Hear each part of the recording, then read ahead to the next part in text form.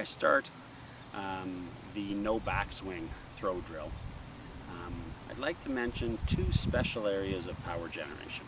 We've already talked about one with the hip action, and in that hip action I mentioned staying closed as long as you can, flicking open that toe, and again now starts your hip drive. I was coaching a kid a long time ago at Dr. G.W. Williams, and we're going over all these drills, and he says to me one time, okay, but when are you going to show me that little hip action? And I kind of had, but I thought it was very observant of him to realize how much time it takes to really get a sharp hip action. And it's really, again, an extension of something we've talked about, stepping, all right, and just flicking open that toe at the end, here, and boom, and now driving through with those hips, and that's a very important power generator. The next one is what happens in the shoulder. Now, we've gone over how to strengthen the shoulder, and I have a very shoulder-dependent action. I shouldn't say that. I guess I say I have a throwing action dependent on the big body parts. And the small body part that I'm trying to save is the elbow. People can throw with a very elbowy action, and I threw a little bit of more elbowy action when I first started out.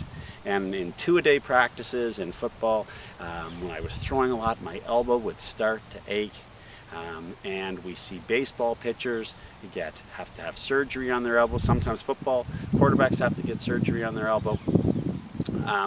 The elbow isn't fixed very well. It's not a muscle. It can't really be strengthened, and therefore to put strain on the elbow isn't the direction that we want to go.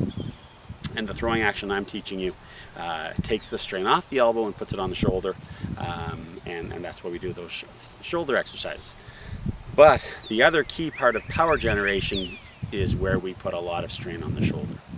I met with a Canadian national team javelin coach from Ottawa one time, and the first thing he did when he saw me, he said, let's check out your shoulder flexibility. And basically, he took my arm here and he bent it back. Now, I won't keep going, but I'll tell you that he was able to bend it back past parallel. All right, so this is me on my own, and he went back another 45, 50 degrees, and he said, hey, that's pretty good shoulder flexibility. And his point was that some people aren't ready to throw because they don't have some shoulder flexibility. And what he's talking about is the key part when you drive your hip forwards and your arm stays behind, that bend happens naturally.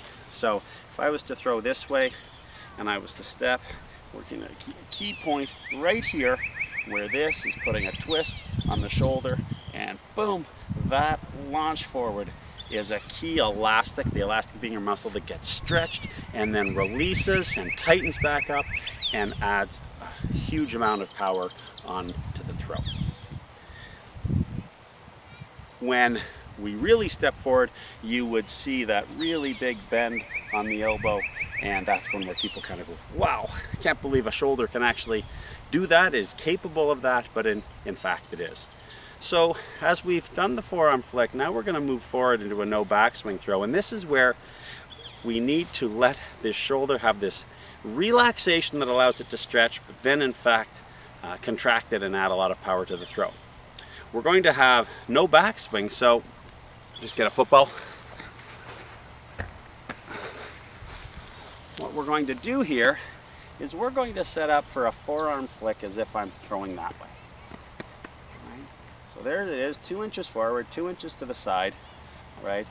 But in fact, I'm going to look to where I'm actually going to throw, and I'm going to step and throw.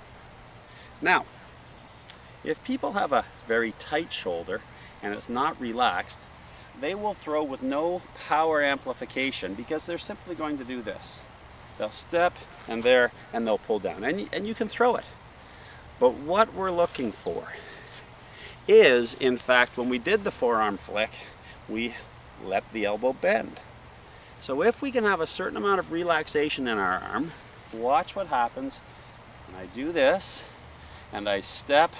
My elbow hasn't really moved. It stayed high, but the ball has remained behind, and now we have that stretch on the shoulder and we throw the ball. Okay, so I'll do it without a ball just so you can see the action. Right here, look at your target, step, and throw. Right? What we're trying to do is break the throwing action down so you don't have as many things to think about. We don't have to worry about the backswing, setting it, driving the elbow up, the elbow's up. But we also want to learn how to add the power on at the end through the stretch on the shoulder and the forearm extending. Show it to you one more time. 2 inches up, get set up, look at your target, throw. You'll be amazed at how hard you can throw the ball, how often you get excellent spirals. Just like the backswing sort of aren't where we put it back there, people often throw very well. People will be amazed at how well they throw the ball in this drill.